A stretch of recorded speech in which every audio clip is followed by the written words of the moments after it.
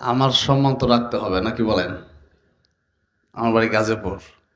এত আওয়াজ এই আস্তে আওয়াজ দিলে তো সম্মান থাকবে না। এজন্য একটু মেহেরবানি করে জবান সবাই ছেড়ে দিবেন, সবাই জবান খুলবেন। বিড়ালের মতো কেউ চুপ করে বসে থাকবেন না। বিড়ালের মতো চুপ করে বসে থাকলে শুধু বিপদ আসবে, বিপদ আর বিপদ। এই জন্য আমরা বিপদ চাই না, আমরা আল্লাহর জন্য সবাই জবান খুলে কথা বলবো। আসসালামু আলাইকুম ওয়া রাহমাতুল্লাহি ওয়া বারাকাতুহু। আসলে এই একটা প্রোগ্রামে আমি অত্যন্ত আনন্দিত। এই একটা প্রোগ্রাম মনে হচ্ছে একটা পারিবারিক প্রোগ্রাম। মনে হলো নিজের বাড়িতে আসছি আজকে। এরকম প্রোগ্রামগুলো বছরে খুব কম হয়। বছরে ৪-৫টা প্রোগ্রাম হয় এরকম। যেই প্রোগ্রামে আমি, রায়হান, আমাদের বাজার মুফতি আব্দুল কাইয়ুম, মোল্লা সাহেব একসাথে থাকি আমরা। একসাথে স্টেজে থাকা মানে আমরা একসাথে যেরকম আমরা মাদ্রাসায় বা আমাদের বাসায় থাকি, প্রোগ্রামগুলোতে আসলে যখন একসাথে থাকি তখন এই প্রোগ্রামটা আরো সুন্দর হয়ে যায়।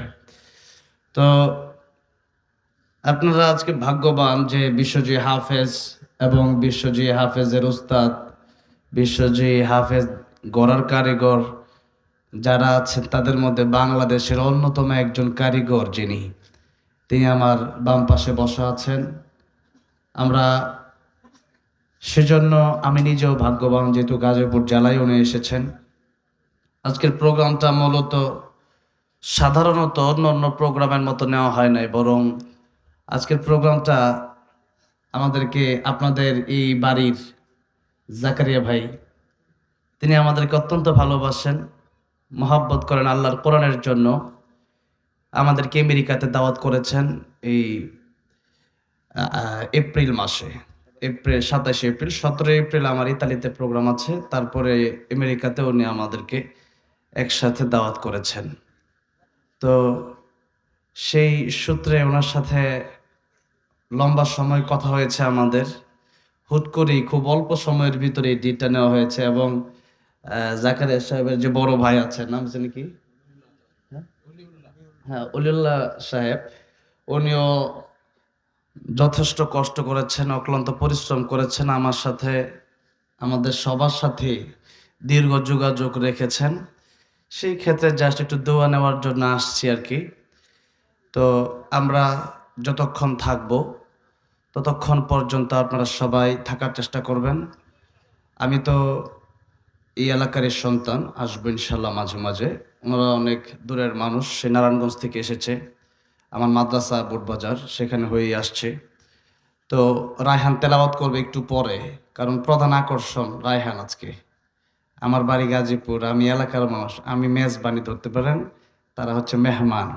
সেজন্য আপনারা একটু ধৈর্যের সাথে বসেন, আশা করি অনেক ভালো একটা প্রশান্তি, একটা তৃপ্তি নিয়ে আজকে বাড়িতে যেতে পারবেন ইনশা আল্লাহ। আলহামদুলিল্লাহ নাহমাদুহু ওয়া নাস্তাঈনুহু ওয়া নাস্তাগফিরুহু ونعوذ بالله من شرور أنفسنا ومن سيئات أعمالنا. من يهده الله فلا مضل له ومن يضلله فلا هادي له. ونشهد أن لا إله إلا الله وحده لا شريك له. ونشهد أن سيدنا وحبيبنا ومولانا محمدا عبده ورسوله الذي أرسله بالحق بشيرا ونذيرا وداعيا إلى الله بإذنه وسراجا منيرا. أما بعد فقد قال الله تعالى في كلامه المجيد وفي فرقانه الحميد أعوذ بالله من الشيطان الرجيم بسم الله الرحمن الرحيم يا أيها الذين آمنوا اذكروا الله ذكرا كثيرا وسبحوه بكرة وأصيلا وقال النبي صلى الله عليه وسلم اغتنم خمسا قبل خمس شبابك قبل هرمك وصحتك قبل سقمك وغناك قبل فقرك وفراغك قبل شغلك وحياتك قبل موتك أو كما قال النبي عليه الصلاة والسلام وقال تعالى في شان حبيبه ومحبوبه مخبرا وآمرا إن الله وملائكته يصلون على النبي يا أيها الذين آمنوا صلوا عليه وسلموا تسليما اللهم صل على محمد وعلى آل محمد كما صليت على إبراهيم وعلى آل إبراهيم إنك حميد مجيد اللهم بارك على محمد وعلى آل محمد كما باركت على إبراهيم وعلى آل إبراهيم إنك حميد مجيد গাজীপুর জেলার কালীগঞ্জ থানার বড়গাঁও দক্ষিণপাড়া মরহুম হাজী ইউনুস আলী সাহেবের বাড়ি জামে মসজিদের উদ্যোগে আয়োজিত আজ 15 জানুয়ারি 2025 ওয়াজ ও দোয়ার মাহফিলের সম্মানিত শ্রদ্ধাভাজন সভাপতি আলহাজ হযরত মাওলানা মমতাজ উদ্দিন সাহেব হাফিজাহুল্লাহ, আল্লাহ ওনার হায়াত দারাজ করে দেন, পড়েন আমিন। আজকের মাহফিলের প্রধান আকর্ষণ সারা বিশ্বে আলোড়ন সৃষ্টিকারী বিশ্বজি হাফিজ কোরআনদের উস্তাদ, বাংলাদেশের একজন উজ্জ্বল নক্ষত্র, আন্তর্জাতিক কারি হযরত মাওলানা মুফতি আব্দুল কাইয়ুমুল্লাহ হাফিজাহুল্লাহ এবং এসেছেন বিশ্বজি কারি ও শিল্পী হাফেজ আবু রায়হান। কথা বলেছেন হযরত মাওলানা হাফেজ রুহুল আমিন গাজীপুরি হাফিজাহুল্লাহ ও অন্যান্য উলামায়ে কেরামগণ। বিকেল থেকেই এই সুন্দর জান্নাতি বাগানে অনেকেই কথা বলেছেন। আল্লাহ রাব্বুল আলামিন প্রত্যেকের কোরআন ও সুন্নাহ মোতাবেক কথাগুলো আমাদেরকে আমল করার তৌফিক দান করেন, জুড়ে বলেন আমিন। বিশেষ করে ধন্যবাদ জানাচ্ছি, জাযাকুমুল্লাহু খায়রান, প্রিয় জাকারিয়া ভাই, আমেরিকা প্রবাসী, ও ওনাদের যত ভাইয়ারা আছেন, ওনার পরিবারের লোক সবাইকে, অত্র এলাকার সর্বস্তরের জনগণ যারা আসলেন, কষ্ট করলেন, বসলেন, আজকের মাহফিলে শরীক হলেন, যেভাবে আল্লাহ সুবহানাহু ওয়া তাআলা কাল কিয়ামতের ময়দানের জন্য আমাদেরকে এই মাহফিলটা আমাদের নাজাতের ওসিলা হিসাবে কবুল করে নেন, নাজাতের জরিয়া বানায় দেন। সকলে বলেন আমিন।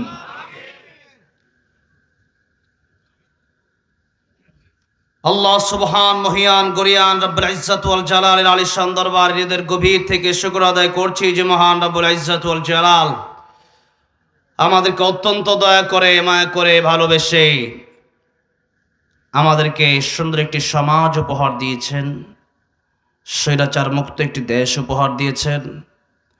আল্লাহ রাব্বুল আলামিন আমাদেরকে আশরাফুল মাখলুকাত বানিয়েছেন, শ্রেষ্ঠ নবীর শ্রেষ্ঠ উম্মত বানিয়েছেন, শ্রেষ্ঠ গ্রন্থ কোরআন শরীফ আমাদেরকে নিয়ামত হিসাবে দান করেছেন। আজ এই পর্যন্ত হায়াত আল্লাহ রাব্বুল আলামিন আমাদেরকে দিলেন বিধায় মাহফিলটাতে আমরা উপস্থিত হতে পারলাম। আমাদের চেয়ে বয়সে কম অনেক মানুষ পৃথিবী থেকে চলে গেছে, এরকম ঘটনা আছে না নাই? কম না বেশি? বেশি। সুতরাং জীবনের গ্যারান্টি কেউ দিতে পারবে না। তাই এই মুহূর্ত পর্যন্ত যেহেতু আল্লাহ সুবহানাহু ওয়া তাআলা আমাদেরকে এনেছেন, এই জান্নাতের বাগানে বসার তৌফিক দিয়েছেন, এটা আমার আল্লাহরই ক্ষমতা, আমাদের কারো ব্যক্তিগত ক্ষমতা নয়। তাই আসুন আলোচনা শুরুতেই সেই মহান রব্বুল ইজ্জত ওয়াল জালালের আলিশান দরবারে হৃদয়ের আবেগ অনুভূতি উজাড় করে প্রাণ খুলে আল্লাহর প্রেমে মাতোয়ারা হয়ে একযোগে জবান ছেড়ে দিয়ে সকলেই পড়ছি আলহামদুলিল্লাহ। মাশাআল্লাহ। যেরকম আওয়াজ চেয়েছিলাম মোটামুটি পাইছি, যদি আরেকটু ভালো হইতো তাহলে শয়তানগুলো আরেকটু দূরে যাইতো, ঠিক না? তাহলে একটু জোরে শুনে আল্লামা সাইদুর রহমতুল্লাহ আলাইহি বলেছিলেন, বিড়ালের মতো 500 বছর বেঁচে থাকার কোনো লাভ নাই, সিংহের মতো আমরা 1 ঘন্টা বাঁচতে চাই, ঠিক না? ঠিক। হ্যাঁ, সেরকম আওয়াজ দিবেন। আপনারা গাজী, আমরা গাজীপুরের মানুষ, আমরা গাজী, সেরকম আওয়াজ দিবেন। জোরে বলি আল্লাহু আকবার কাবীরা, আলহামদুলিল্লাহি হামদান কাসীরা, সুবহানাল্লাহি বুকরাতাও ওয়াসিলা। পড়েন আল্লাহুম্মা বারিক লানা ফি রজব ওয়া শাবান ওয়া বাল্লিগনা রমাদান। লম্বা সময় আলোচনা করার জন্য বসি নাই, অল্প সময় কথা বলবো। যেহেতু আমরা সাধারণত একসাথে মাহফিলে গেলে আমরা একসাথে স্টেজে উঠি, তো সেই ক্ষেত্রে আমাদের প্রিয় উস্তাদ মুফতি আব্দুল কাইয়ুম মোল্লা সাহেবকে এবং রায়হানকে বসায় রেখে দীর্ঘ সময় আলোচনা করতে মন বলে না, যার কারণে লম্বা সময় করব না। তুমি যতক্ষণ আলোচনা করব ততক্ষণ যেন আল্লাহ রাব্বুল আলামিন কিছু হলেও কোরআন থেকে, সুন্নাহ থেকে আমাদেরকে ইখলাসের নিয়তে কথা বলা এবং আপনাদের সকলকে আমলের নিয়তে শোনার তৌফিক দান করেন, জোরে বলেন আমিন। এই যে মাস চলছে, কি মাস এটা? রজব। আর কি আর আছে না? আর বলে শাবান, বলে জানুয়ারি, হ্যাঁ। আর কি? হ্যাঁ, পৌষ মাস না মাঘ মাস? আজকে 1 তারিখ। মাশাআল্লাহ। এই যে আমাদের কিছু পরিচয় আছে। ইংলিশ আমরা জানি, ইংলিশ আমাদের প্রয়োজন, তবে ততটুকু যতটুকু দরকার, তার চেয়ে বেশি নয়। তবে তার চেয়ে বেশি আমরা বাঙালি, এই দেশ বাংলাদেশ, এই দেশে আমরা জন্মগ্রহণ করেছি, বাংলাদেশি, এটা আমাদের একটা পরিচয়। তবে তার চেয়ে বড় আরেকটা পরিচয় আছে, সেই পরিচয়ের নাম হলো আমরা সবাই মুসলিম। আমরা সবাই কি? মুসলিম। কবরে যাওয়ার পরে জিজ্ঞাসা করা হবে না কে বাংলাদেশি আর কে ইন্ডিয়ান, কে পাকিস্তানি, কে মিডল ইস্টের, কে আমেরিকান, কে ইতালির, কে দুবাইয়ের, এরকম কোনো প্রশ্ন কিন্তু করা হবে না। প্রশ্ন করা হবে যে মান রব্বুকা ওমা দীনুকা ওমান হাদার রাজুল আল্লাযী বুইসা ফীকুম। রবের পরিচয় দাও। রবকে। দিনের পরিচয় দাও। দিন কি? ইসলাম। এরপর রাসূল সাল্লাল্লাহু আলাইহি সাল্লামকে দেখায় বলা হবে চিনো কিনা? যারা রাসূল সাল্লাল্লাহু আলাইহি সাল্লামের আদর্শ মেনেছে তারাই রাসূল সাল্লাল্লাহু আলাইহি সাল্লামকে বলবে হ্যাঁ, উনি তো সেই নবী যেই নবীর আদর্শের জন্য জীবন দেওয়ার জন্য আমরা প্রস্তুত ছিলাম। এই জন্য কবরে যাওয়ার পরে কোন দেশই এটা আমাদের বড় প্রশ্ন হবে না। সেই দিনের প্রশ্ন হবে রবের পরিচয়, ধর্মের পরিচয়, নবীর পরিচয়। এই তিনটা প্রশ্ন হবে। সেজন্য সেই জীবন শুরু হবে আর শেষ হবে না। আর এই জীবন শুরু আছে, শেষও এই দিন। দিন নয়, আরো দিন আছে। এই দিন নিয়ে যাবে সেই দিনের কাছে। এই জন্য সেই দিনের কথা আমাদের চিন্তা করতে হবে। রাসূলুল্লাহ সাল্লাল্লাহু আলাইহি সাল্লাম বলেছেন আল কাইয়িসু মান দানা নাফসাহু ওয়া আমিলা লিমা বাদাল মাউত। রাসূল সাল্লাল্লাহু আলাইহি সাল্লাম বলেছেন প্রকৃত জ্ঞানী ওই ব্যক্তি যে ব্যক্তি তার নিজেকে নিয়ে আত্মসমালোচনা করে। কি করে? আত্মসমালোচনা করে, নিজেকে চেনে যে আমার কি ভুল হচ্ছে, আমি নামাজি কিনা, আমি রোজাদার কিনা, আমি আল্লাহর পাগল কিনা, আমি কোরআন শিখলাম কিনা, আমি গীবত করছি কিনা, আমি অন্যায় করছি কিনা, আমি ন্যায় পথে আছি কিনা, আমি ইসলামের উপর অচল বিচল আছি কিনা। এই সমস্ত চিন্তা নিজেকে নিয়ে আগে করতে হবে। আমরা নিজের চিন্তা বেশি করি না, পরের চিন্তা বেশি করি। আমরা পরের চিন্তা বেশি করি। আসবে সামনে কথা যদি আমি বলি, যতটুকু বলবো ততটুকুর ভিতরে আমি বলার চেষ্টা করব। অনেক কথাই ভাইরা বাবাজিরা, এই জন্য নিজের চিন্তা করতে হবে। কারণ আমার কবরে আমি যাব, আপনার কবরে আপনি যাবেন, আমার কবরে অন্য কেউ যাবে না। ভাইরা বাবাজিরা, সেজন্য নবী বলেছেন নিজের চিন্তা করো। আর ওয়ামিল আলিমা বাদাল মাউত, পরকালের জন্য সামানা গুছাও, পরকালের জন্য আমল করো। এটাই তুমি, তাহলে বোঝা যাবে তুমি বুদ্ধিমান। আর যদি আমল না করো, শুধু দুনিয়া দুনিয়া দুনিয়া, তাহলে বোঝা যাবে তুমি বোকা। তাহলে আমাদের পরকালের চিন্তা করতে হবে। পরকালের জন্য কিছু আমল আমাদের করতে হবে। আল্লাহ যেন সেই রকম আমল করার তৌফিক আমাদেরকে দান করেন। সকলে বলেন আমিন। ভাইয়েরা বাবাজিরা, এই বাঙালি আমরা, দেশের জন্য অবশ্যই আমাদের ভালোবাসা আছে না নাই? এটাও ঈমানের একটা অংশ। দেশের জন্য যদি কেউ আমাদের দেশের 1 ইঞ্চি মাটিও কেউ কেড়ে নিতে আসে, আমরা তাকে ছাড় দেব না। সে যে দেশের হোক না কেন, ভারত হতে পারে, আমেরিকা হতে পারে, ইউরোপ হতে পারে, আমার দেশ, অবশ্যই আমাদের দেশের জন্য ভালোবাসা আছে। আমরা কোনো দেশের সাথে আমরা বিরোধ রাখি না। কোনো দেশের সাথে আমরা বিরোধ রাখি? কোনো দেশের সাথে আমাদের কোনো বিরোধিতা নাই। তবে ইসলামের বিরুদ্ধে যারা যাবে এদের সাথে কোনো আমাদের সম্পর্ক নাই। কোরআন আছে যেখানে আমরা আছি সেখানে, ইসলাম আছে যেখানে আমরা আছি সেখানে। যারাই কথা বলবেন তারাই বুঝে শুনে বলবেন। ইসলামের বিরুদ্ধে কথা বললে আপনি নিজেই থাকবেন না, ইসলাম ঠিকই থাকবে। ঠিক না বে ঠিক? যে কথা বলতে গিয়ে বলছি সেটা হচ্ছে যে ভারত, তারা মাঝে মধ্যে আমাদের এই বাংলাদেশের চট্টগ্রাম, আমাদের বাংলাদেশের বর্ডারের যেই জায়গাগুলো আছে, যশোর, উত্তরবঙ্গের বেশ কিছু জায়গা তারা নিতে চায়। কিন্তু কথা হচ্ছে মাঝে মধ্যে তারা আমাদেরকে নিয়ে উস্কানিমূলক বক্তব্য দেয়।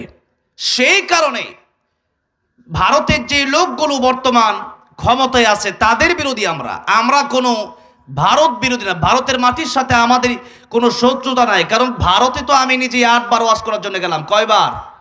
8 বার। তো 8 বার যেহেতু আমি আলোচনা করার জন্য গিয়েছি, তো ভারতে শুধু হিন্দু না, ভারতে আমাদের কোটি কোটি মুসলমান আছে না নাই? সুতরাং ভারতের সাথে আমাদের কোনো শত্রুতা নাই, আমেরিকার সাথে আমাদের কোনো শত্রুতা নাই। তবে যারাই বাংলাদেশের বিরুদ্ধে বলবে, বাংলাদেশের মানুষকে নিয়ে যারাই খেলামেলা করার চেষ্টা করবে, তাদের সাথে আমাদের কোনো সম্পর্ক থাকবে না। তাদের বিরুদ্ধে আমাদের বক্তব্য হবেই হবে। ঠিক না ঠিক? তাদের বিরুদ্ধে কথা বলতে হবে।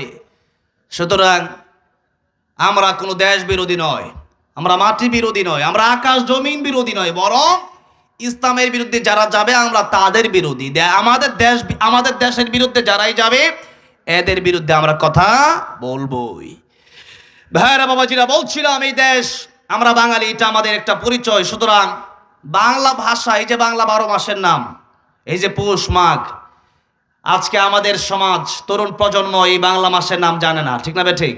জানে না অনেকেই। আচ্ছা, এটা বাদ দিলাম। আরবি মাসের নাম হচ্ছে রজব মাস। যেহেতু এটা আমার আগে যিনি আলোচনা করেছেন হুজুর মেয়ারাজ নিয়ে আলোচনা করেছেন, এই যে মৌসুম ভিত্তিক আলোচনা, রাসূলুল্লাহ সাল্লাল্লাহু আলাইহি সাল্লাম মৌসুম ভিত্তিক আলোচনা করতেন। কি ভিত্তিক? মৌসুম ভিত্তিক। যখন যে মাস আসতো তখন সেই মাসের ফজিলত রাসূল করিম সাল্লাল্লাহু আলাইহি সাল্লাম বর্ণনা করতেন। এটা রাসূল সাল্লাল্লাহু আলাইহি সাল্লামের সুন্নাহ। সেজন্য আমরা আজকে সূরাতুল আহজাব থেকে মনে করেন 15-20 মিনিট কথা বলবো, তার আগে আরো 10 মিনিট কথা বলবো এই রজব মাস নিয়ে। এই রজবকে আল্লাহ স্পেশাল সম্মান দিয়েছেন কোরআন শরীফে। কোন জায়গায়? কোরআন শরীফে আল্লাহ রাব্বুল আলামিন বলছেন, ইন্না ইদ্দাতাশ শুহুরি ইনদাল্লাহি 12 শাহরান ফি কিতাবিল্লাহি ইয়াওমা খালাকাস সামাওয়াতি ওয়াল আরদা মিনহা আরবাআতুন হুরুম। আমি আল্লাহ যেদিন আকাশ জমিন সৃষ্টি করেছি সেদিন থেকেই আমি আল্লাহ রাব্বুল আমিন 12টা মাস সৃষ্টি করেছি। কয়টা মাস? এই যে 12 মাস সৃষ্টি হয়েছে, এটা কোন দিন থেকে কে সৃষ্টি করলো আমরা অনেকে জানি না। যে 12 মাস কোন জায়গা থেকে তার মূল উৎপত্তি, সেটা আজকে আমরা জেনে নিলাম। এই 12 মাসের সৃষ্টিকর্তাকে আল্লাহ নিজেই বলছেন যে 12 মাস যে ইসনা আশারা শাহরা, এটা কোরআন শরীফেই আছে। সুবহানাল্লাহ বলেন। এটা 12 মাস দুনিয়ার কোনো মানুষ বানান নাই। তবে এই 12 মাসের সিরিয়াল মেনটেন আল্লাহ করেছেন আরবি মাস দিয়ে। কি মাস দিয়া? আরবি মাস, যেটা কোনো মানুষ এটার তারিখ চাইলে পরিবর্তন করতে পারে না। তাকায় থাকে 29 রমজান যেদিন শেষ হয়ে গেল, মাগরিবের পর তাকায় থাকে যে চাঁদ উঠলো কিনা। চাঁদ উঠলে সে বুঝবে যে আগামীকাল ঈদ হবে, আর না উঠলে আগামীকাল আরেকটা রোজা পূর্ণ করতে হবে। এই যে এটা হচ্ছে চাঁদের সাথে হিসাব। এই যে 12টা চাঁদ, এটা হচ্ছে আল্লাহ প্রদত্ত। এই জন্য এই আরবি মাস সরাসরি কে সৃষ্টি করেছেন? আল্লাহ সৃষ্টি করেছেন। তাই আল্লাহ রাব্বুল আলামিন বলছেন, এই 12 মাস আমি আল্লাহ রাব্বুল আলামিন সৃষ্টি করেছি, তার ভিতরে আমি আল্লাহ রাব্বুল আলামিন চারটা মাসকে সম্মান দিয়ে দিলাম। রমজানের পরে নবী বলেন রমজান তো এমনি সম্মানিত মাস, এছাড়াও আরো 4টা মাসকে আল্লাহ সম্মান দিলেন। একটার নাম জিলকদ, জিলহজ, মুহাররম, আর একটার নাম রজব। এই 4 মাস। এখন আমরা আছি কোন মাসে? কোন মাসে? রজব মাসে। আল্লাহ বলছেন এই রজব মাস যখন চলে আসবে তোমাদের সামনে, আল্লাহ বলছেন আরবাতুন হুরুম, এই 4 মাসকে আমি আল্লাহ স্পেশাল সম্মান দিলাম। সুতরাং ফালা তাযলিমু ফিহিন্না আনফুসাকুম, এই মাস যখন আসবে তখন তোমরা গুনাহ ছেড়ে দাও। কি ছেড়ে দাও? গুনাহ ছেড়ে দাও। তাহলে প্রথম কথা হচ্ছে যে এই মাসকে সম্মান দিয়েছেন কে? আল্লাহ নিজে। আল্লাহ এই মাসকে সম্মান দিয়েছেন। আপনি যদি এই মাসের নাম নাই জানেন তো সম্মান দিবেন কেমনে? দিতে পারবেন? পারবেন না। আমাকে যদি কেউ চিনে তাহলে তো আমাকে সম্মান দিবে, নাকি বলেন? মনে করেন ডক্টর ইউনূস সাহেব আমাদের দেশের বর্তমান তত্ত্বাবধায়ক সরকার, রানিং প্রেসিডেন্ট। ওনাকে যারা চিনে ওনাকে তারা সম্মান করবে। ওনাকে যদি কোনো দেশে কোনো কারণে মনে করেন দুবাই গেল, দুবাইয়ে কোনো মানুষ কোনো কারণে নাও চিনতে পারে। যেমন আমরা কি সব দেশের প্রেসিডেন্টকে আমরা চিনি? চিনি না। এখন ইতালির প্রেসিডেন্টের নাম কি সবাই আমরা জানি? জানি না। দুবাইয়ের প্রেসিডেন্টের নাম সবাই কি জানি? জানি না। তো এই যে সবাই যে প্রেসিডেন্টকে চিনি না, অনেক মানুষ আছে আমেরিকার প্রেসিডেন্টকেও ডোনাল্ড ট্রাম্পকেও চিনে না। আছে না এমন মানুষ? গ্রামের এমন অনেক মানুষ আছে। এখন যে যাকে চিনে, কথা একটা আছে, যে যাকে চিনে সে তাকে কিনে। এখন একটা মানুষ যদি আরেকটা মানুষকে চিনে তখনই তাকে সম্মান দিবে, না চিনলে কিন্তু সম্মান দিবে না। আমি রাস্তা দিয়ে হাঁটতেছি, একজন আমাকে চিনে ফেললে হুজুর কেমন আছেন, আরেকজন চিনলো না তো উনি কিছু মনেই করবে না। এটা একটা পার্থক্য। এখন এই যে রজব মাস আসলো, আপনি জানেনই না, আপনি আরবি মাসের নাম জানেন না, তাহলে সম্মান দিবেন কেমনে? ছেলে বিয়ে করবে, মেয়ে দেখলো, হবু শ্বশুর আসছে সামনে, পা সামনের দিক দিয়ে এইভাবে হেলান দিয়া বসে আছে। তো একজন বলল, যুবক তুমি যে এই যে পাটা সামনে দিয়া হেলান দিয়া বসে আছো, তোমার সাথে তো ওই যে তোমার শ্বশুর, হবু শ্বশুর মানে বিয়ে যে করবা ওই মেয়ের বাবা। এখন যুবকটা একটু লাড়াচাড়া দিয়ে একটু সোজা হয়ে বসে। মানুষ জীবনের সবচেয়ে ভালো হওয়ার একটা সময় হচ্ছে বিয়ের সময়, মানুষ একবারে ফেরেশতার মতো ভালো হয়ে যায়। কথা ঠিক না ঠিক? ওই সময় দেখবেন যে চোর ডাকাত যদি থাকে, সেও দেখবেন যে এমন ভাব ধরবে মানে বাবু। বুঝলেন নাই? পীর সাহেব ঠিক 10 বছর 12 বছর মানে এরকম একটা বাবু, কিচ্ছু বুঝি না, এটা সর মারলো থাক মাইরো না, এমন ভাব, মানে কিচ্ছু বুঝে না। কেন? যে কোনো কারণে বিয়া বানচাল হয়ে গেলে, মেয়ে তো এমনি পছন্দ হয় না, অনেক কষ্ট করে একটা মেয়ে পছন্দ করছি, এবার যদি একটা মেয়ে হাত থেকে সুইটা যায় তাহলে মনে জিয়া জীবনের বিয়েই বাদ হয়ে যেতে পারে। ঠিক না ঠিক? এখন যুবক চিন্তা করছে, শ্বশুর যেহেতু আসছে, হবু শ্বশুর শুই না, একটু সম্মান দিয়ে বসছে যে হবু শ্বশুর সম্মান দেই। কেন? এখন চিনতে পারছে, তখন চিনতে পারে না, এই জন্য বসা। এখন যখন চিনছে তখন এমনি, আসসালামু আলাইকুম, কেমন আছেন? ভালো আছি, বসে বাবা। এই যে সুন্দর একটা সম্মান দিল, কেন? শ্বশুরকে চিনতে পারছে, হবু শ্বশুরকে চিনতে পারছে। এখন না চিনলে সম্মান দিবে কেমনে? এখন শ্বশুরকে দেখার পরে যখন এমনি নড়াচড়া দিয়া বসছে, এটাই হলো শ্বশুরকে সম্মান করা। এটা কি করা? সম্মান করা। রজব মাস যখন আসছে, আপনি এই রজব মাসকে জানলেন যে এটা রজব মাস চলছে, এটা এই মাসকে আল্লাহ সম্মান দিয়েছেন। এই মাস আসলে রাসূল সাল্লাল্লাহু আলাইহি ওয়াসাল্লাম রমজানের প্রস্তুতি নিতেন। এই মাসের এত গুরুত্ব আপনি যে জানলেন, তখন আপনি একটু স্পেশাল ভাবে আপনার জীবনকে পরিবর্তন করার চেষ্টা করছেন। এতদিন যা করছি, এখন থেকে তাড়াতাড়ি তওবা করে ভালো হই। এই যে একটা মন মানসিকতা তৈরি করা, এটাই হচ্ছে প্রাথমিক সম্মান দেওয়া রজব মাসকে। এখন আল্লাহ সম্মান দিল রজব মাসকে। আপনি যদি বলেন যে আমি সম্মান দেব না, তাহলে আপনি আল্লাহর বিরোধিতা করলেন, আপনি জাহান্নামের পথে হাঁটলেন। যেই মাসকে আল্লাহ সম্মান দিয়েছেন, সেই মাসকে সম্মান দেওয়া দরকার আছে না নাই? সব জায়গায় গুনাহ করা এক কথা, সব জায়গায় মদ খাওয়া একরকম, জিনা করা একরকম, মসজিদের ভিতরে করা আরো ডবল গুনাহ। আল্লাহর ঘর, তো যেই মাসকে আল্লাহ সম্মান দিয়েছেন, অন্য মাসে গুনাহ করলেন, এই মাসেও ওই আগের মতোই আছেন, তাহলে এই মাসে ডবল গুনাহ হবে। কারণ আল্লাহ স্পেশাল ভাবে বলে দিলেন আরবাতুল হুরুম, আমি আল্লাহ 12 মাসের ভিতরে বিশেষভাবে 4টা মাসকে সম্মান দিলাম। একটা হলো রজব মাস। এই রজব মাসকে আল্লাহ সম্মান দিল, আর আপনি কোনো পরোয়াই নাই, আপনার কোনো চিন্তাই নাই এই মাস নিয়ে। তার মানে বোঝা গেল যে আপনি আল্লাহর কথাকে আপনি কোনো বিষয় হিসাবে আপনি গ্রহণই করলেন না, যে আল্লাহ বলছে আল্লাহটা বলুক, আমার কি। তার মানে আপনি জান্নাতের পথে হাঁটতে চান না। এটা হচ্ছে প্রথম কথা। তাহলে রজব মাসকে আমাদের সম্মান করতে হবে, মনে মনে রাখতে হবে, না এই মাস রজব মাস, এই মাস চলে আসছে, এই মাসকে আমার সম্মান দিতে হবে। সম্মান দিতে কি করতে হবে? আল্লাহ বলেন, ফালা তাযলিমু ফীহিন্না আনফুসাকুম, তোমরা গুনাহ ছেড়ে দিবা। কি ছেড়ে দিবা? গুনাহ ছেড়ে দিবা। গুনাহ যত ছোটই হোক। জাহান্নামে যাওয়ার জন্য কয়টা গুনাহ যথেষ্ট? একটা। আর জান্নাতে যাওয়ার জন্য কয়টা আমল যথেষ্ট? একটা আমল। আখলিস দীনাক ফিকাল আমারুল কলিল। ভাইরা বাবাজিরা, এই জন্য নেক আমল যত ছোটই হোক সেটা ছাড়া যাবে না, গুনাহ যত ছোটই হোক সেটা করা যাবে না, চেষ্টা করতে হবে ছাড়ার জন্য। ভাইরা আমার, বাবাজিরা আমার, যে কথা বলছিলাম, আল্লাহ রাব্বুল আলামিন এই 12টা মাস, আরবি মাসগুলোর কথা কোরআন শরীফে উল্লেখ করলেন।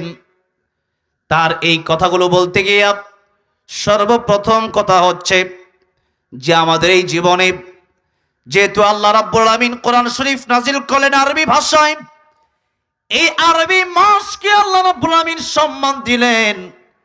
এই দুনিয়াতে ইন্টারন্যাশনাল ল্যাঙ্গুয়েজ ইংলিশ, এটা আমরা বলি, কিন্তু বাস্তবিকতা হচ্ছে তা না। বাস্তবতা হচ্ছে ইন্টারন্যাশনাল ল্যাঙ্গুয়েজ আরবি। কি? আরবি।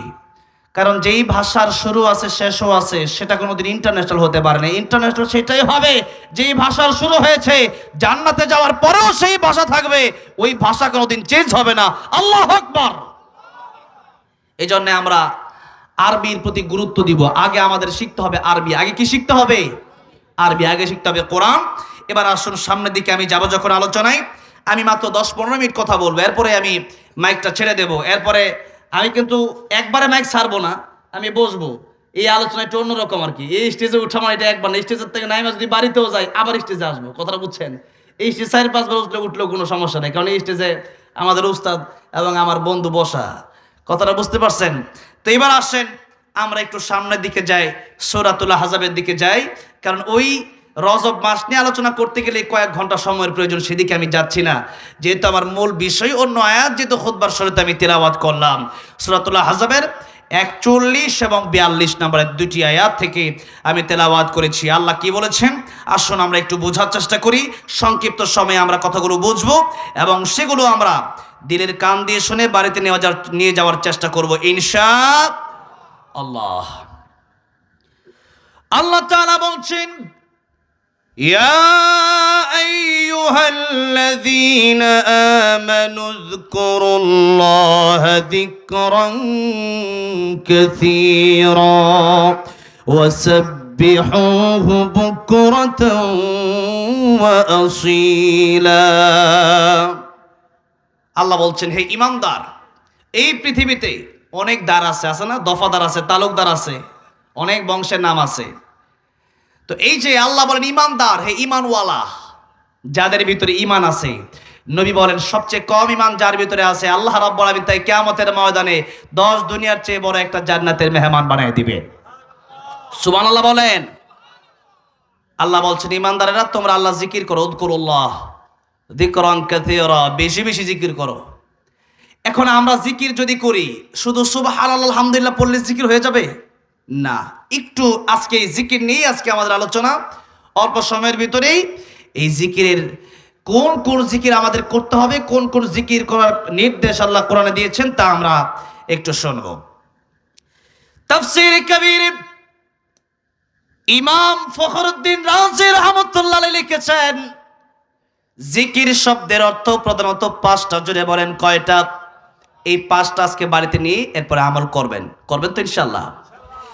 1 নম্বরে জিকির শব্দের অর্থ আল্লাহ রাব্বুল আলামিন নিজে কোরআন শরীফের ভিতরে বললেন, ইন্না নাহনু নাযালনা যিকরা ওয়া ইন্না লাহু লাহাফিজুন। আল্লাহ বলছেন এই জিকির আমি আল্লাহ নাজিল করেছি আর এই জিকিরের হেফাজত আমি আল্লাহ রাব্বুল আলামিন করব।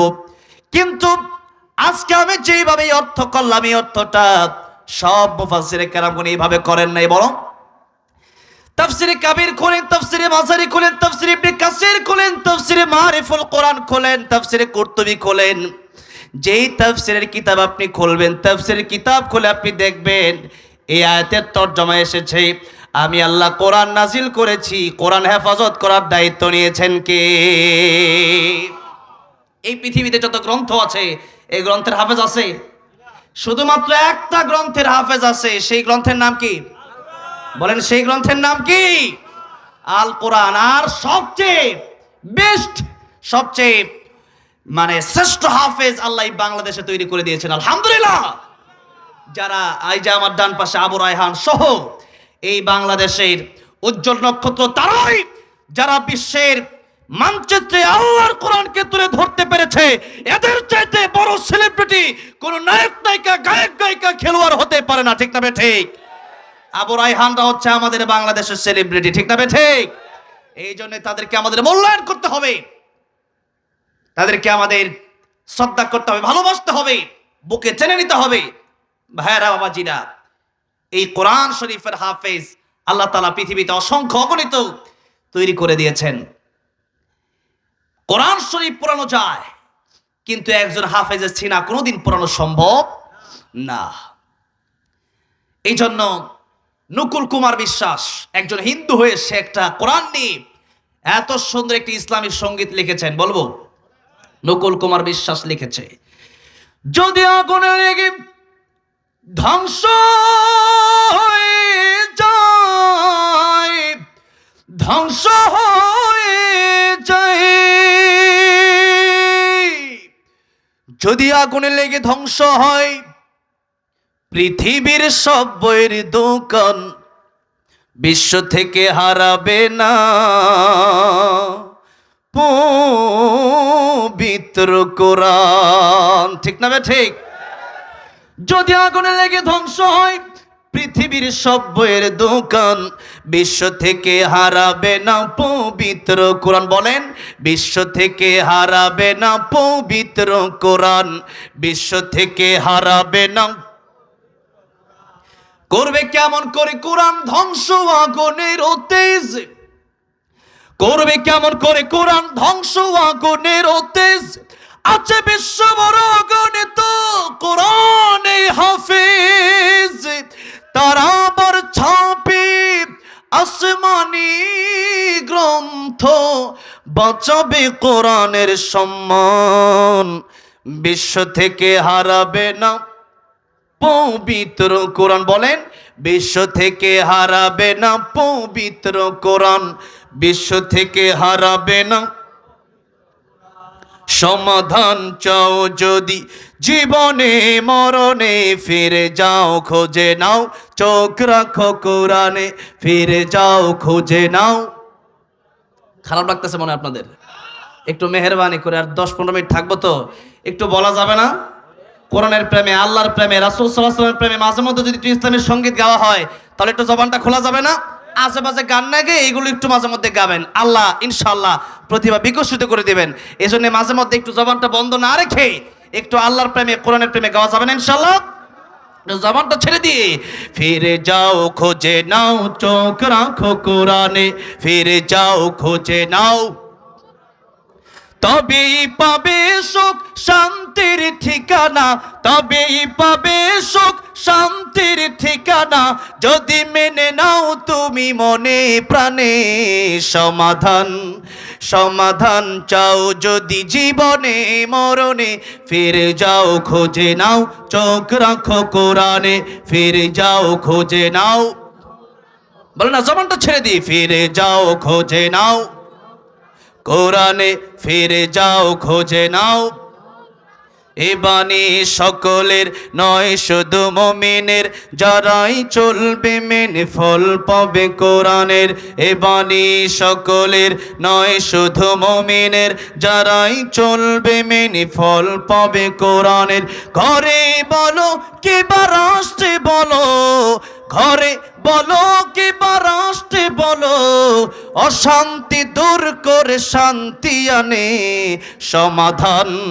সমাধান চাও যদি জীবনে মরণে, ফিরে যাও খোঁজে নাও কোরআনে, ফিরে যাও খোঁজে নাও, চোখ রাখো কোরআনে, ফিরে যাও খোঁজে নাও।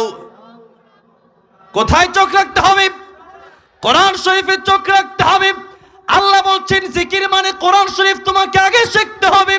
আল্লাহ নিজেই বলছেন, ইন্না নাহনু নাযালনা যিকরা, আমি আল্লাহ রাব্বুল আমিন জিকির নাজিল করেছি। জিকির মানে তাফসিরে কাবির আসলো কোরআন শরীফ, তাফসিরে মারিফুল কোরআন আসলো কোরআন শরীফ, তাফসিরে ইবনে কাসির আসলো কোরআন শরীফ, তাফসিরে কুরতুবিতে আসলো কোরআন শরীফ।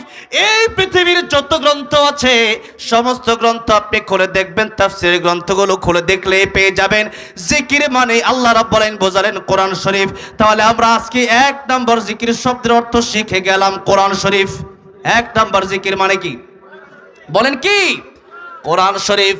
আল্লাহ বলেন, ও দুনিয়ার মানুষেরা, জিকির যদি তোমরা করতে চাও, তোমরা প্রথমে আমার কোরআন শরীফ শিখে নাও। কি শিখতে হবে? কোরআন শরীফ শিখতে হবে। আল্লাহ বলছেন, আর রহমানু আল্লামাল কোরআন খালাকাল ইনসান। আল্লাহ বলছেন আর রহমান, রহমান তিনি দয়াময় আল্লাহ। রহমান মানে দয়াময় আল্লাহ। রহমান অর্থ কি? দয়াময় আল্লাহ। তিনি বলেন, আমি তোমাদেরকে দয়া করেছি, মায়া করেছি, করুণা করেছি। আল্লাহ এই সূরা রহমানে সবচাইতে বেশি কোন আয়াতটা বলেছেন? ফাবিআইয়ি আলাই রাব্বিকুমা তুকাযযিবান। আল্লাহ বলছেন, তোমরা আমার কোন কোন নিয়ামতকে অস্বীকার করবে? আছে? এই যে বসে আছি, এই যে কথা বলতেছি, এই যে চলতেছি, এই যে হায়াত পেলাম, পানি পান করছি, খাবার খাচ্ছি, সমস্ত নিয়ামত দিলেন কে? আল্লাহ বলেন, এত নিয়ামত তোমাদেরকে দিলাম, সুতরাং ওয়া ইন তাউদ্দু নি'মাতাল্লাহি লা তুহসুহা, আমার নিয়ামত গণনা করে তোমরা শেষ করতে পারবে না। আল্লাহু আকবার।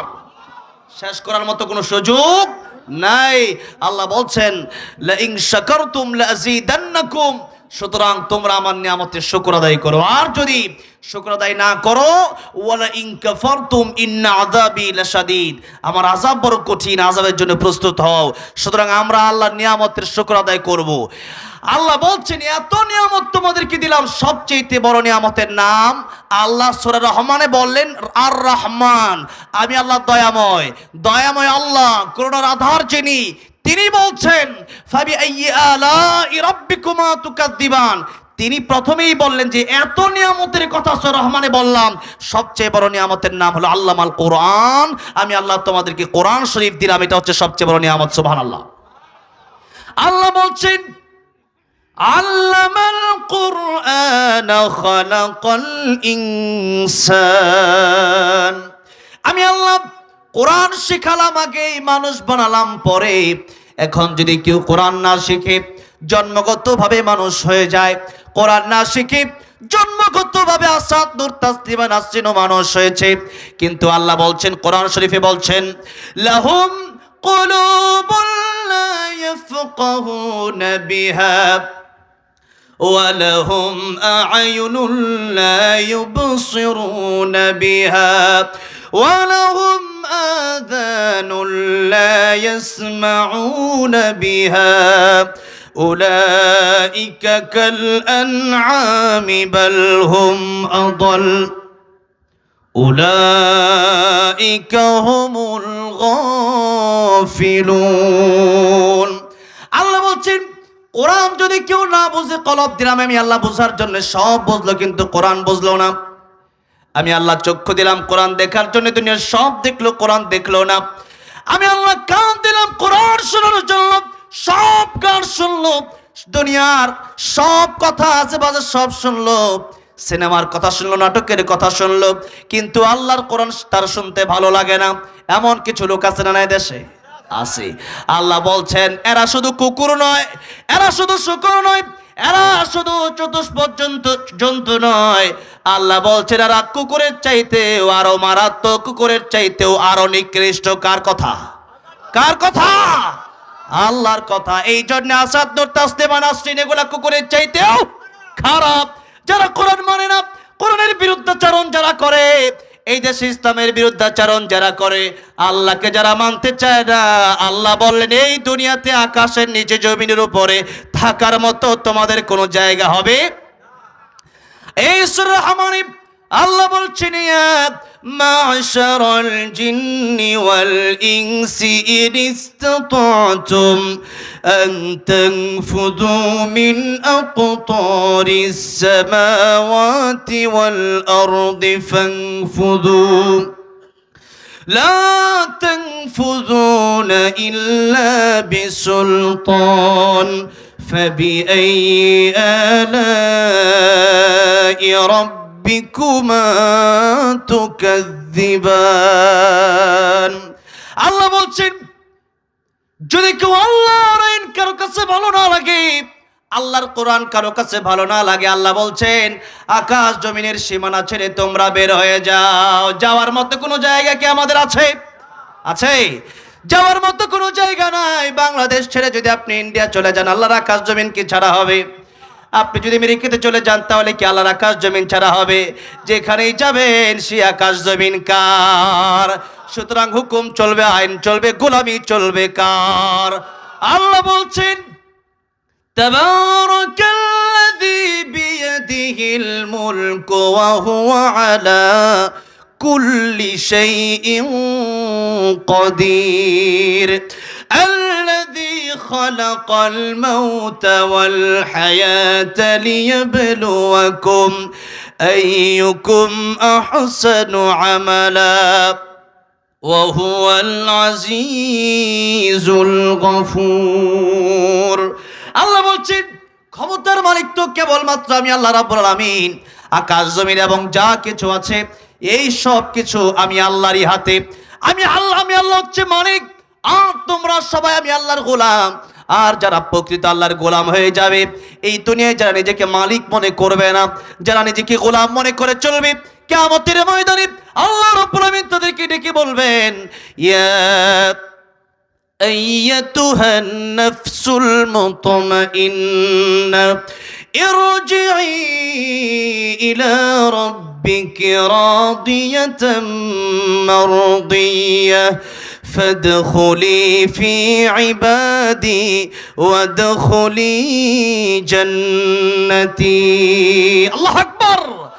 আল্লাহ সেদিন যারা এই যে আব্দুন মানে গোলাম, আল্লাহ বলবেন ফাদখুলি ফি ইবাদি, এই যে এখানে ইবাদি আব্দুন থেকে এসেছে, আল্লাহ কিয়ামতের ময়দানে বলবেন যারা আমার গোলাম ছিল তারা আজকে জান্নাতের ভিতরে প্রবেশ করো। আর যারা এই দুনিয়ায় একটু ক্ষমতা পেয়ে নিজেকে মনে করেছে আমি মালিক, আমার বাপি জাতির পিতা, আমার জামাই জাতির পিতা, এই দেশে আমার চাইতে বড় ক্ষমতা কার আছে, এই সমস্ত চিন্তা যাদের থাকবে আল্লাহ বলবেন লিমানিল মুলকুল ইয়াউম লিল্লাহিল ওয়াহিদিল কাহ্হার। এতদিন পর্যন্ত রাজত্ব তোমরা কায়েম করার চেষ্টা করেছো নিজেদের, তোমাদের ব্যক্তিগত আইন তোমরা দেশে চালু করতে চেয়েছিলে, কিন্তু আসলে তো ক্ষমতা তোমাদের ছিল না। কিছুদিনের জন্য আমি আল্লাহ তোমাদেরকে ক্ষমতা দিয়েছিলাম। ক্ষমতা দেওয়ার মালিক কে? আবার ক্ষমতা থেকে লাথি মেরে বের করে দেওয়ার মালিক কে? আল্লাহ পারেন কি পারেন না? যারা বলেছিল 41 সাল পর্যন্ত থাকবে, পারছে? তারা বলছে কে ঠেকাবে আমাদেরকে? আল্লাহ বলে কেউ ঠেকাতে পারবে না, কিন্তু আমার আল্লাহর ক্ষমতা আছে না নাই? সুতরাং গাদ্দারি কেউ আল্লাহর সাথে করার চেষ্টা করবেন না, গাদ্দারি কেউ কোরআন নিয়ে করার চেষ্টা করবেন না, গাদ্দারি কেউ ইসলাম নিয়ে করার চেষ্টা করবেন না। যারা আল্লাহর সাথে, কোরআনের সাথে, ইসলামের সাথে গাদ্দারি করেছে তারা খাসিরা দুনিয়া ওয়াল আখিরাত, দুনিয়াও ধ্বংস হয়েছে, আখিরাতও ধ্বংস হয়েছে। সুতরাং চালান আপনারা। দেশে আগামীতে কারা আসবে আমরা জানি না, কিন্তু কথা হচ্ছে ইসলামের বিরুদ্ধে যারাই যাবে লাথি মেরে থেকে বের করে দেওয়া হবে। এদের কোনো জায়গা বাংলার জমিনে হবে না।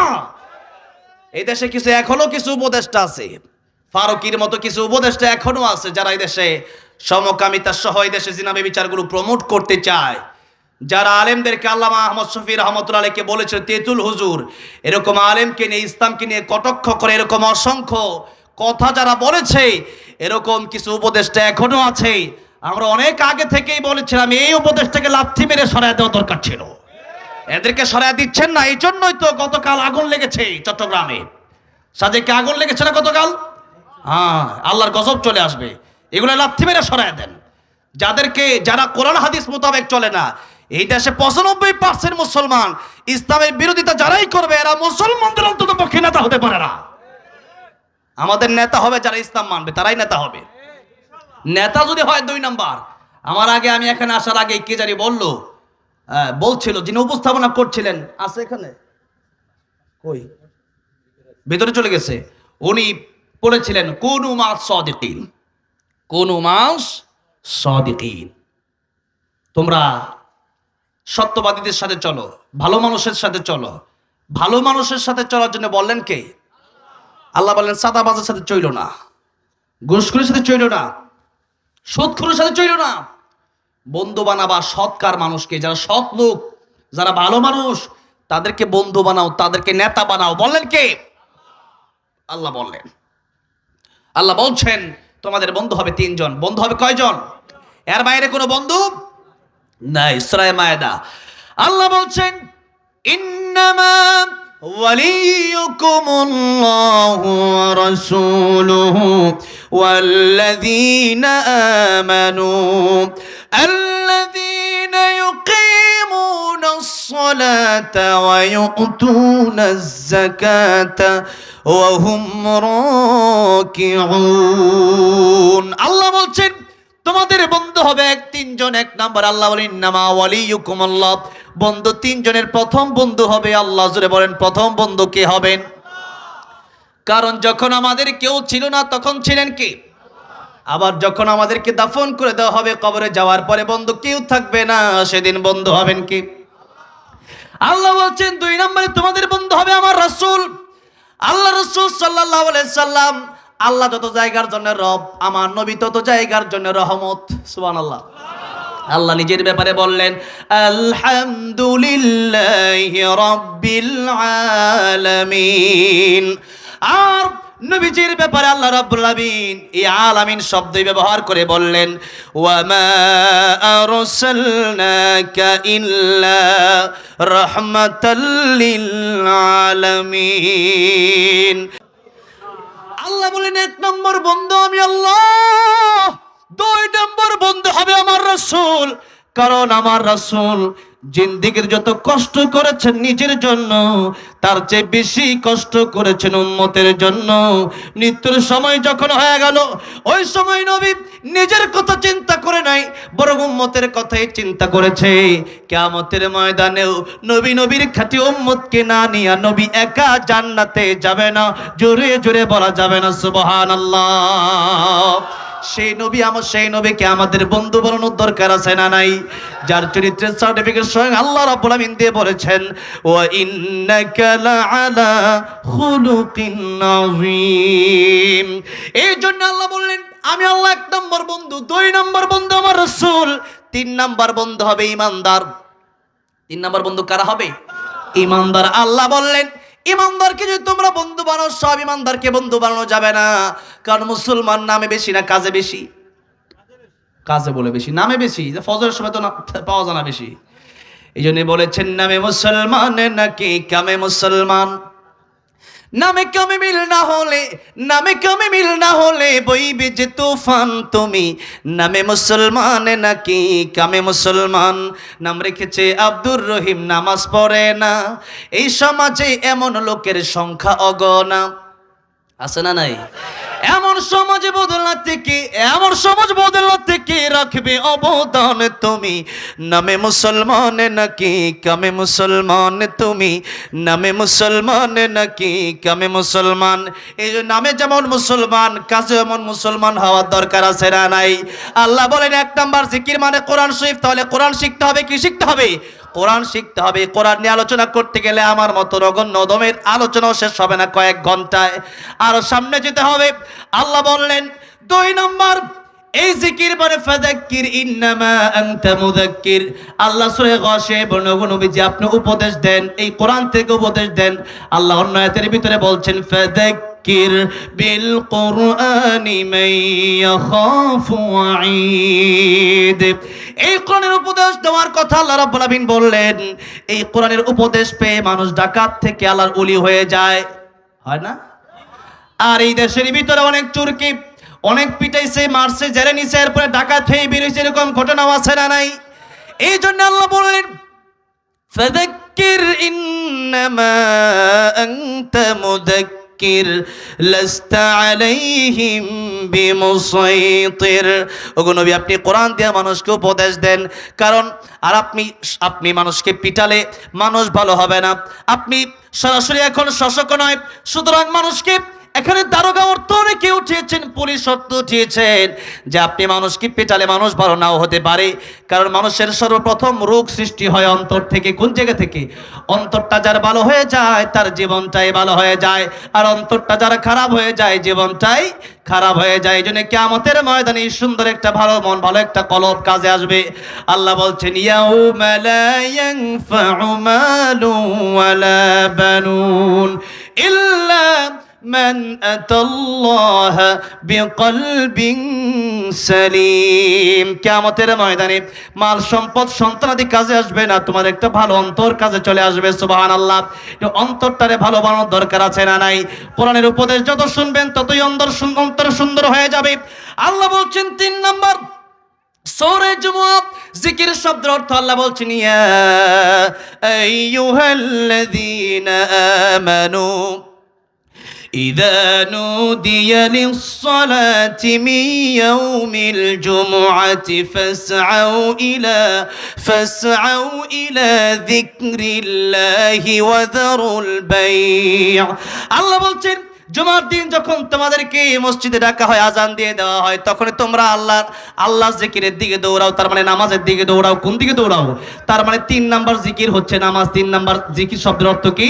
নামাজ। সৌদি আরব গেলাম, সৌদি আরব যাওয়ার পরে এই যে আমাদের দেশের ভিতরে শীতের মধ্যে ঠোঁট ফেটে যায়, আর সৌদি আরব যাওয়ার পরে আমার ঠোঁট ফেটে গেল গরমের কারণে। ওই দেশে গরমের কারণে মানুষের ঠোঁট ফেটে যায়। একটা দোকানে গেলাম যে একটা মেরিল দেন, আমাকে বললো হাইয়া আলাস সালাত। কি হাইয়া আলাস সালাত? বলা হলো যে এখন নামাজের দিকে আসো। তাহলে 3 নম্বর জিকির শব্দের অর্থ হচ্ছে নামাজ, 4 নম্বর জিকির শব্দের অর্থ আল্লাহ বললেন আল্লাহর আইন। কি?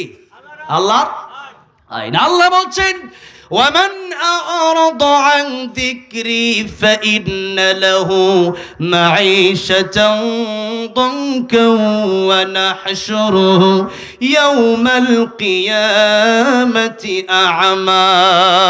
আল্লাহ বলছেন এই জিকির মানে আমার আইন, আমার আইন, আমার এই কোরআন শরীফের দুনিয়াতে তোমরা লাঞ্ছনা হবা, আর পরকালে তোমাদেরকে আমি আল্লাহ অন্ধ বানায় উঠাবো, কারণ দুনিয়াতে তোমরা চোখের মূল্য দাও নাই। আর 5 নাম্বার আল্লাহ বলছেন ফাযকুরুনি আযকুরকুম ওয়াশকুরুলি ওয়ালা তাকফুরুন। তোমরা আল্লাহকে স্মরণ করো, আল্লাহ তোমাদেরকে স্মরণ করবেন। তার মানে আল্লাহকে আপনারা স্মরণ করবেন, রাস্তাঘাটে যখনই চলবেন তখনই সুবহানাল্লাহ, আলহামদুলিল্লাহ, লা ইলাহা ইল্লাল্লাহ জিকির আছে না নাই? এক একটা শব্দের আসলে আজকে তো এমন একটা সময় ওয়াজে বসছি, এই সময় সাধারণত আমি পুরো বছরেও বসি না, একেবারে শেষ সময় বসি যখন মোটামুটি লম্বা সময় আলোচনা করি। আর আজকে যেহেতু আমাদের বাজান এখানে বসা, আমি চাইছিলাম যে আধা ঘন্টা করি, কিন্তু ব্যাখ্যা আমি শেষ করতে পারছি না। কোরআনের ব্যাখ্যা এত বড়, এক একটা শব্দ নিয়ে আমি শুরু করলে 5-6 ঘন্টা চলে যায়। আলহামদুলিল্লাহ বলেন, শেষ হয় না। আল্লাহ আকবার বলেন। কোরআন শরীফ এত সমুদ্রের ভান্ডার, এত নিয়ামতের ভান্ডার কোরআন শরীফে আছে। এই জন্য আজকের কথা বলবো না, এই 5টা মনে রাখবেন। জিকির মানে সুবহানাল্লাহ, আলহামদুলিল্লাহ। জিকির মানে আপনাকে প্রথমেই কোরআন শিখতে হবে। কোরআন না শিখে কবরে যাবেন, কোরআন না শিখলে নামাজে হবে না। কি হবে না?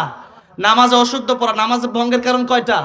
19টা। প্রথমটা কি? কোরআন নামাজে অশুদ্ধ পড়া। এই জন্য অশুদ্ধ পড়লে নামাজ হয় না। এই জন্য নামাজ যদি অশুদ্ধ পড়েন নামাজ হবে না। সুতরাং কোরআন আগে শেখার দরকার আছে না নাই? কোরআন শিখবেন, কোরআন বেশি বেশি পড়বেন, সূরা ইখলাস 3 বার পড়বেন, আল্লাহ 1 খতম কোরআন শরীফের সওয়াব দিয়ে দিবেন। সুবহানাল্লাহ। প্রত্যেকটা হরফে কমপক্ষে 10টি করে নেকি আল্লাহ দিয়ে দিবেন। সুবহানাল্লাহ। সূরা তাকাসুর পরে ঘুমাবেন, আল্লাহ এক একটা সূরার ফজিলত বলতে সারা রাত চলে যাবে। 1000 আয়াত তেলাওয়াত করে সওয়াব আল্লাহ দিয়ে দিবেন। সুবহানাল্লাহ। সুবহানাল্লাহ, আলহামদুলিল্লাহ পড়লে আল্লাহ গোটা দুনিয়া ভরে সওয়াব দিবে। সুবহানাল্লাহ। আর যদি বলো তো 1000 করে টাকা দেওয়া হবে, সুবহানাল্লাহ বলতে বলতে ফেনা তুলতো। ঠিক না? ঠিক। যেরকম সুবহানাল্লাহ বলে আলহামদুলিল্লাহ, আল্লাহু আকবার, লা ইলাহা ইল্লাল্লাহ, এর চাইতে উত্তম জিকির আল্লাহর কাছে আর কিছু নাই। এই জন্য আমরা জিকির করব। 1 নাম্বার কোরআন, 2 নাম্বার কোরআনের উপদেশ আমরা শুনবো, 3 নাম্বার নামাজ আমরা পড়বো। নামাজ যার নাই তার কোনো জিকির নাই। 4 নাম্বার আল্লাহর আইন বাস্তবায়ন করতে হবে, শুধু ঘরে না, সংসদেও। সংসদেও, সেখানেও কোরআন আইন আমাদের বাস্তবায়ন করতে হবে। আল্লাহ তৌফিক দান করেন, জোরে বলেন আমিন।